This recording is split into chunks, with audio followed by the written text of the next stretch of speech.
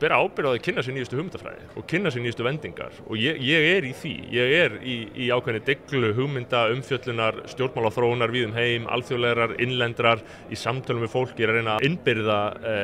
innbyrða það sem koma skal og koma því einhvern veginn svona í skýran farveg, skrifum það, talum það, koma því í orð.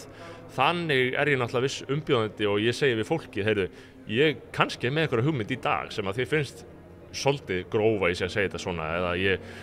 ætti kannski bara að tala minna þetta eða eitthvað svona en þá segi ég treystu mér, ég að tala þetta þetta skiptir máli